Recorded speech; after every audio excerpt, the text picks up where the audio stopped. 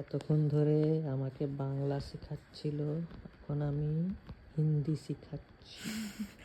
তোমার বাংলার থেকে ভালো হিন্দি আমি লিখছি হয়তো। হিন্দি সোজা আছে, বাংলা সব থেকে সোজা। হিন্দি লেটারগুলি সোজা আছে, বাংলার লেটারগুলি খেবড়া খেবড়া। কে বলছো? তুমি হয়তো বাংলা সেরকম ছোট থেকে পড়োনি, তাই তুমি জানো না। দেখো কত সুন্দর লিখেছি। ইয়ারটা হলো না। এইটা আরেকবার লিখছি, এটা